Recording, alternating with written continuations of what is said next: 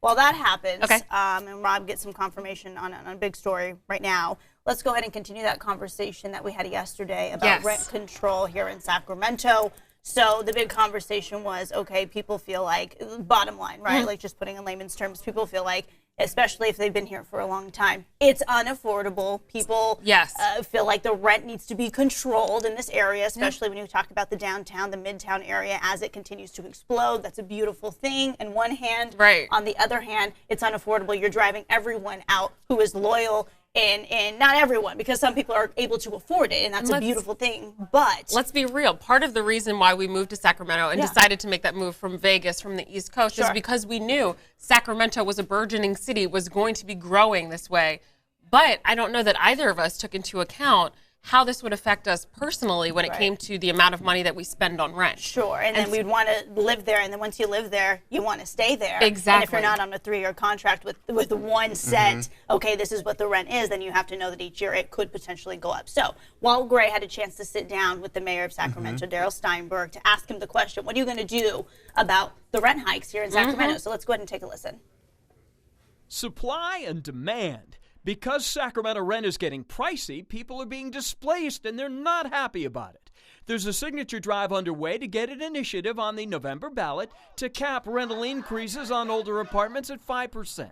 It would also limit the reasons why tenants can be evicted and establish a rental board to oversee disputes between landlords and renters. The mayor is caught in the middle. On the one hand, I think we should protect people who are being victimized by unreasonable rent increases.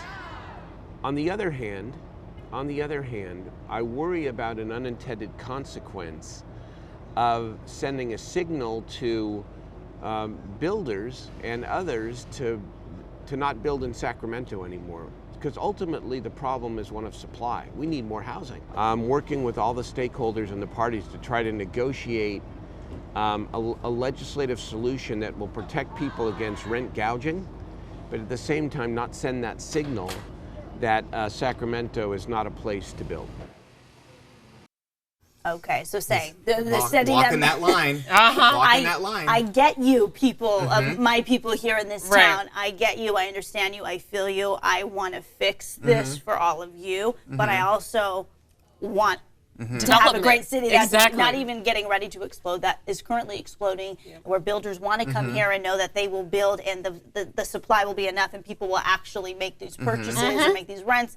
So where do you stand on this today, Mr. Rob Carlmark, after hearing from the mayor? Well, I think that he is in a tough spot because, first of all, he's got to do two things. He's got to make the citizens happy, right? And knowing that if people are not coming to Sacramento or staying in Sacramento because they can't afford to be here, that is a problem because that's who you represent. You know, you're the mayor of the city of the people that live there. The people, yeah. However, one of the ways to solve the high price of homes and rent is to bring in more housing. That's supply and demand. The demand is extremely high from both the people that live here and the people that are moving here, number one. Yeah. And the supply just hasn't caught up yet because building in California takes a lot longer than you think. There's buying land and there's permits and there's zoning and then there's, you know, you're in let's say you've got a 2-story apartment complex. People have been living there forever. Or let's say you've got a series of homes, historic homes in Midtown. They've been there since the 30s. Refurbished. And then there's a vacant lot, and they say, well, we want to put up a 6-story apartment high-rise. Now all of a sudden you're living in the shadows. Your neighborhood's drastically different. You can understand from that perspective. Yes, and it happens to every big city. You talk about Los Angeles. When I was there and I was in college, it was sort of like downtown was really slumpy. It was going through a time where it used to be something iconic and really big and huge. Then it got to a point where people left there because it was too expensive, lived suburbia, and then now it's booming. And where my boss used to live is in the beautiful high-rise. You can see LA Live in the sunset. And now, boom, boom, boom, because it's on the rise again, literally on the rise. Her view has been completely obstructed, and now she's leaving and renting it out so that movie studios can use it. So she's still able to make money, but we're not quite there yet here in Sacramento. We're definitely not there yet. Same story. You think about places like New York, where there are more people than there are apartments. And naturally in any sort of market, the buyers and sellers will fluctuate, and they will find a balance, and that will be the market rate for an apartment. But when you have too many people and not enough supply, you get into a situation where if you have rent control, and I'm setting this up because it's where Sacramento could head theoretically if we had more rent control. So if you're in a situation where you have a limited supply but a lot of renters and you have rent-controlled apartments, those rent-controlled apartments become so valuable that it causes people to do crazy things. So I want to tell you about a story that came out of New York, and this was in, I think, 2013 or 2015. Okay. This is in Brooklyn, in the Park Slope area. A woman was living with her elderly grandmother. Okay. Her grandmother was paying $287 for her. This is next to Park Slope. This is prime what's real Park estate Slope? in Brooklyn. It's the biggest. It's like Central Park for Manhattan, but Brooklyn. Okay. And the real estate along the sides of it, prime real estate. Okay. So she's paying $287 in 2015 for this apartment. Okay. Unheard of. Okay. So the Right. So the daughter, the granddaughter, decides that she is going to pretend like her grandmother is still alive. For Grandma had passed. more Did I miss that years. part? Okay. For 3 more years, continuing to pay $287 Because she didn't for want to rent. pay any more than that. Exactly. And if her grandmother had passed, which she did, the rent would have had to go up to market Because value. that original renter It passed away. passed Wow. away. Isn't that crazy? But it just shows you the value of, trying to keep the status quo. Here's an example. I've got. Did she get away with that? Well, now, good question. Sorry, So I just- the news part of that is that the co-op building that she was living in is now suing her for not paying Right. full rent at market price. So she because went 3 years though, 3 faking years. her grandmother's. She was even giving these people updates. Right. Today, my grandmother is feeling No. better. She's feeling a little arthritic today. I remember when this story first happened, I was like, Oh my The gosh. truth always comes this is out. crazy. That's crazy. But again, the extent that people will go, and we got you off. So go ahead. So, for the people that are renting and think, okay, if we can get this done, because let's face it, it's very popular. If you're renting, there's more renters than there are builders that can vote. So, we're seeing the signatures come together. This may be something that goes on the ballot. But with that said, I just want to caution people that rent control, if it goes back to the cities and they can start legislating this kind of stuff, it may not be the magic bullet that you think solves the whole problem. Let me give you an example. San Francisco has rent-controlled apartments. Okay. My friends were in a rent-controlled apartment. These people had it amazing. Made. They were Right. right in the middle of town. They own a business there. They started a second business. These people work hard. They were doing well. Okay. But even with that said, the only way they were able to live in the city was because they had a rent-controlled apartment. Landlord one day says, sorry, it's too valuable. I'm going to buy you guys out. What do you mean buy us out? I didn't even know that was an stipulation option. in some of these contracts that Hi, this is mine. if they pay, and it was like 30, 40 grand, to break that contract, then they can go back to renting at market rates or to sell the Wow. property entirely, which is, I believe, what they did. Okay. So they were scrambling, and for them, and these are my friends, they were devastated. So let's look around. We can figure this out. San Francisco's out. Oakland's out. Then they start looking in Santa Rosa and some of these places, but their business is in downtown. It's in the Mission District. Right. So anyway, the whole point is that even if you have rent control, that can cap it at that rate for a while or slow the growth. If it becomes too hot, It's not a smart business move for that. If someone else is willing to come and pay that, exactly. would It you was blame too them? hot in San Francisco, so that guy paid 40 grand to get them That is insane. out. Because he knew he would get that money right back and more. Yeah, exactly. So the whole point of this is that we have to think about this problem of it's not just rising rent. All of this is connected. This is all connected. Now, the one benefit that Sacramento has that the Bay Area and Los Angeles does not have is that if we chose to do so, and I don't advise this because I'm not a big fan of huge urban sprawl, but you see the benefits of places like Dallas, of Houston, of Phoenix, of Vegas. If it's too expensive at the core, they can just build out. Build out. There's other costs for that. Now you got to build these beltways. And then, in Atlanta, Atlanta, come on. Atlanta, that's not working anymore. No. It doesn't matter how many belts, the commute is horrible.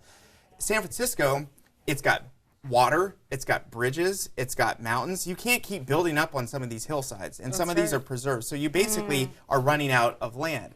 Sacramento, for this area, I love this information.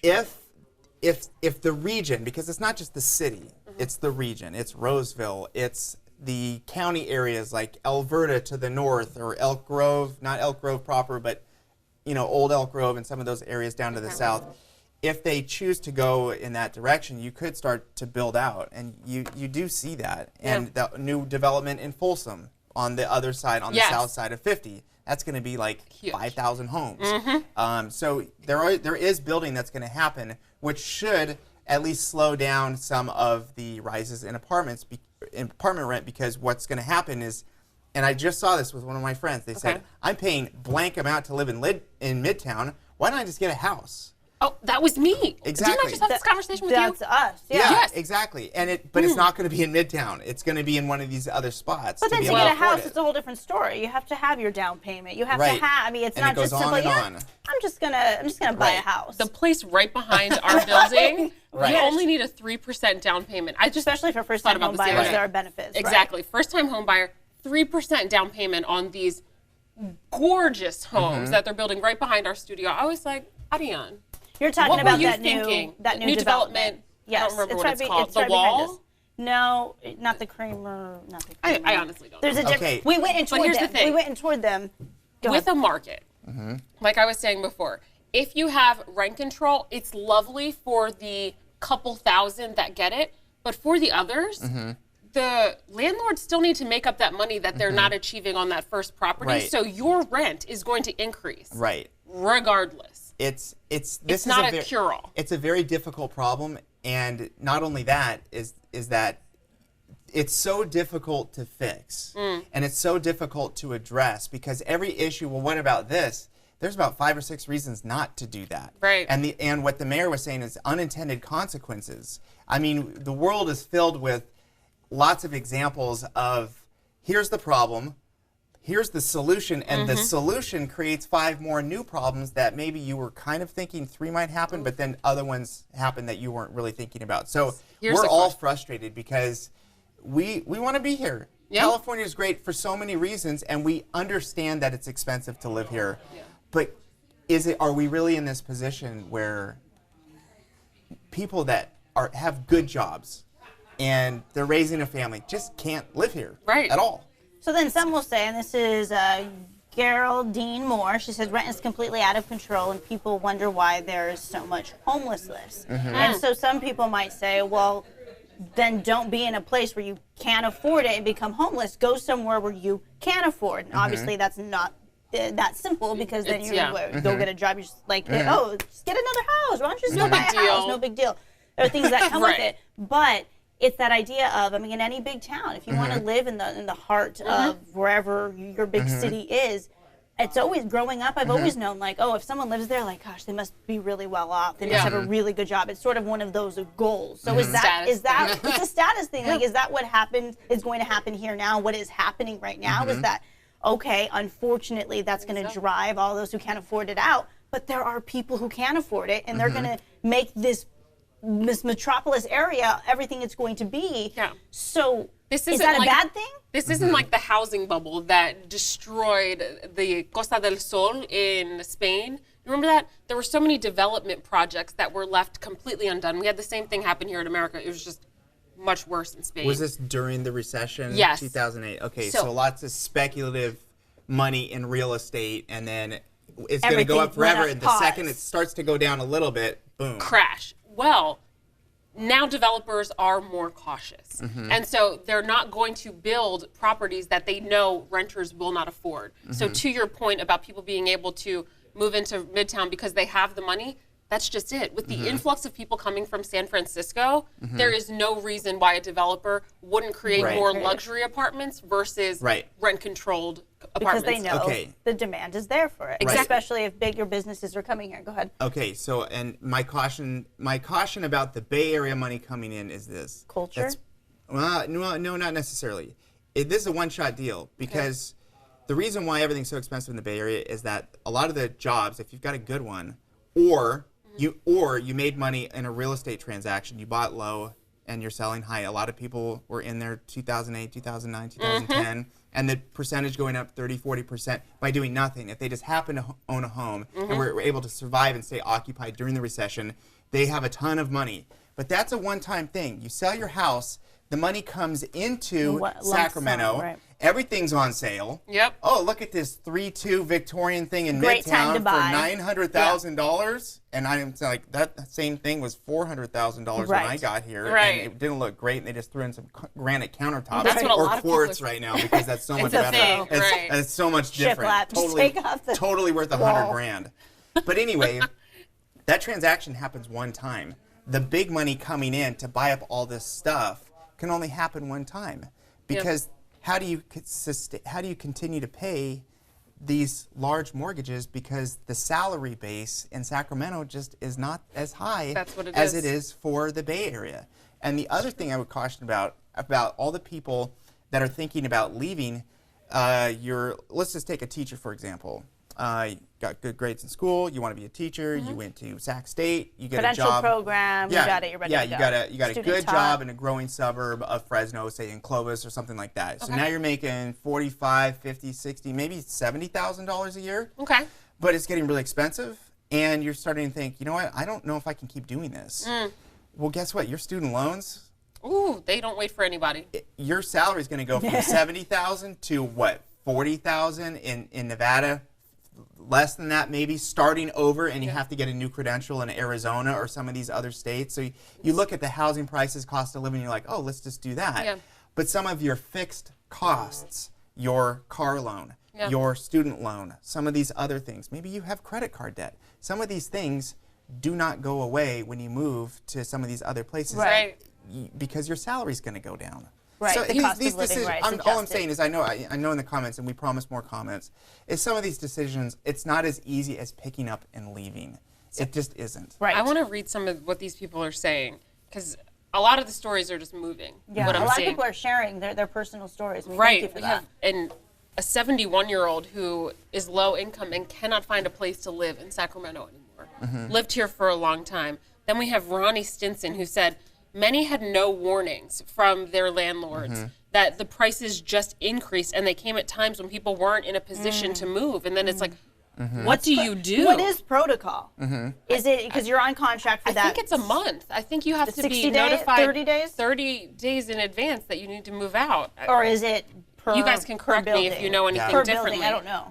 We're honest about it, that we don't know. Yeah. No, yeah. So we're not going to go there, because we'd love to learn more. Maybe you have the answer. Yeah. Dan Cooper is asking the question, then what is a free market, and how does it work if people or businesses who provide housing adjust their product or prices to do what the market will allow? Meaning, how, if you're handing over the reins to the government and they're dictating what people can pay, how is that a free market economy? Right.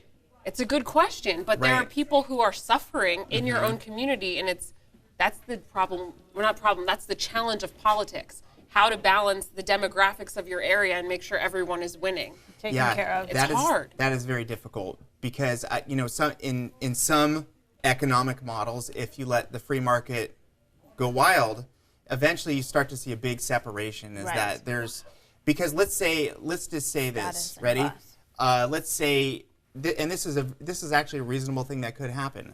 Let's just say you live in the Bay Area and you were in a good house, you had a decent job, you made a bunch of money selling your house, and now you have all this extra income. You can come to Sacramento and buy something with cash, which they're doing all the time. All the time. So that's your house, you're taken care of. All you really have to pay for is property tax, maybe some other things. Okay. Now you got this wad of cash. Who's to say you couldn't buy a small fourplex in Yuba City or Marysville? Yeah, that came up in here, that there's affordable housing there. Right, exactly. So now you've got that, and then now what's happening in Sacramento starts going up $50, $100 in Marysville, Yuba City, which can be a commuter place into Sacramento. But now you've got that, and then now you're a landlord, and anyway, so that one person is now in charge of the living situation of themselves and maybe 4 other families. Got it. So over time, and then let's say that person does really well on that, you tend to find that the people that own complexes and things, there's fewer of them and there's more people renting. So Right. the situation you kind of want to avoid as a community is a few landowners and everybody else is renting, because then you get in a situation where they're never accumulating any wealth for themselves. And they're always, like we do the news stories all the time, they're always one paycheck away, one bad accident. Let's say someone gets hit by a drunk driver. It's not their fault. Now it's a $100,000 medical bill. and they can't afford that, and they can't afford their rent, and their whole life has changed. And it's just empathy is what it comes down to. Dawn Beagley is breaking my heart. She's saying that right now she doesn't even have peace of mind, and every day she worries about her rent because she says her rent has gone up year after year. It just went up another $100, and she lives in constant fear, has nightmares about having it go up so high that she can't afford to pay it anymore and won't have anywhere to go. She says that it's a stress in her life and it shouldn't be this way. And that is unfortunate, that something that everyone needs, everyone would like to have, a place to live, a place to call home, would cause somebody so much stress. So at what point does someone in her position go, okay, I'm not willing to take this stress on anymore. I'm just going to go somewhere or plan a year from now to go somewhere where I can afford, and it's going to be better off because, oh my gosh, to live in that sort of fear every day, it's like, people are going to say, if you can't live somewhere, you at some point you have to make the decision to get out. I mean, that's a lot of times, like, again, for my aunt and uncle, and retirement's coming. They know a fixed income is going to be their reality very soon. They just know living in a place like Rancho Cucamonga that was Orange Groves at one time, and they moved there when it was like, okay, this is suburbia Los Angeles.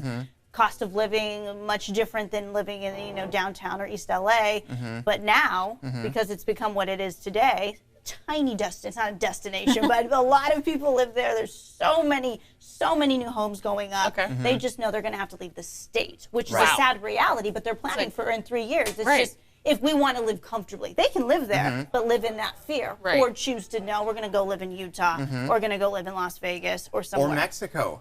Or hey, go get a house up in Mexico. I'm telling you, the number of expats in Mexico, every time I go down to Baja to go surf back in the day, I've been a little busy lately with kids. You show up to these communities. Last time you went to Baja. They're all Americans that live in... My grandfather was, he lived in Mexico, lived in Rosarito. The expat community, because for healthcare, for dental work, for a place to live. Now, you're not necessarily a landowner there because of the laws you can't be. Right. But they're just trying to find a place where they can just afford to sustain the rest of their life as it being affordable. So, when you have Americans looking at retiring in Rosarito or deep Baja because that's their option, that just tells you something about how expensive things are and where people are and how desperate people are willing to look. Not like Baja's a bad place. I love Baja. No, but for your life experience, it's drastically different than, say, where you were in Southern or Central California. Or Northern California. Hector Roach III, the poor only gets poor because of poor management of money. Of their own money? He said poor management of their own money. You, but yeah. I don't know. I don't know. I'm curious. Do you mean that the people themselves are mismanaging their money? I think... Or staying in places they can't afford. It's hard. That could happen, but it's hard to judge somebody's situation. Right. Something can literally happen tomorrow to any of us and put us in a situation where we are no longer able to make our payments on things. But isn't that life? Anything could happen. But isn't that life? I mean, you have to know, you have to have some sort of plan. I mean, how does that relate to rent? There are some things that can happen to you. Divorce, medical. A death? Your something. Absolutely, but is it up to the city to say, okay, you need to be sustained in this No, but I feel like he was judging people in a way. Well, he's saying if you can't afford something, get out. Right. That's essentially what he's saying. Or you're poorly managing your money. If you can't afford to live somewhere, eventually that's what happens to a sprawling area. Right. And it's I get what you're saying. It's not a surface sensitive, level, but it's the reality. On a surface level, we can understand that would make sense. Yeah. But again, everybody's story is different. Sure. Let's see what people are saying. In some cases, I guarantee you, people are mismanaging their money. Oh, some absolutely. Young people that have a lot of student debt, they live in a really expensive town, and they're driving cars they can't afford. Right, and they're going out all the time and all this sort of stuff. Yeah. As someone with more experience, you could look back at that and say, you know what, actually, that's probably not the best use of your money, so let's just assume that comment's coming from that place, because that does make a lot of sense. We actually, tomorrow, Brittany Begley, our amazing traffic reporter, has a story for you guys about this super commuter who takes 3 hours to get to work, and she says it's all because she wants her kids to have a better quality of life. And so I'm sure that story will open up some more lines of communication if we want to talk about this further. But it's like, 3 hours to get a better quality of life? Oh, for a front yard, I think she said, for her kids. Yeah. So that is incredible to me. I don't know. It's wild. She's not the only one. There are tens of thousands of people that wake up at 4 o'clock in the morning and take the train, take And BART. it's if they've been doing it for that long, and it's all you know, you do it because obviously that job you're going to must pay something that can sustain your life elsewhere and also sustain that 3.5-hour commute and for it to make sense. I mean, a lot of people will say what we do every morning, getting up at 1:30 in the morning. For me personally, that's crazy. Like, how do you do that? When you got to do it, you do have it. to do it. So the 3.5-hour commute is like, oh my gosh, how do you do that? Just, you just do it. It's crazy. I commuted. Beat my face at 1:30 in the morning. Girl, yeah, I know. yes. I know. When I was living in Philadelphia, I had to commute to my job in New York, and people thought I was insane. How long But was I your commute? roped. It was about 2 hours and some change, and I Same roped thing. my parents into it. Like, my mom would drive me to the train station in Trenton from Philadelphia, which is like 35-minute, 40-minute drive. Then I'd hop on NJ Transit for an hour and 10 minutes. Then I'd have to get out and walk to my job. And that job was worth it, right? It was a stepping stone in your career, and you're here today. Oh, yeah. It literally why I'm here today, because I moved back home so I could learn to be in television. I was still working in the fashion industry. So without that commute, I couldn't have made this happen. So sometimes you make sacrifices to get it done. It happens. Like people would say, well, that's not right. Why couldn't that sucks that you couldn't live where you worked. Well, you knew you couldn't essentially afford that as a single woman who was young. It wasn't right? even that. It's that I knew I couldn't, not that I couldn't, I didn't think I would be able to break into the TV industry in New York, then go to find out I'd get my first job there. But at the time, I didn't think it was possible. So I moved back home only to end up going back. So it was what it was. Anyhow, That's my story. Got it. That's your story. But I want to... Hey guys, thank you so much for watching. If you want to see more stories just like this one, all you got to do is hit subscribe.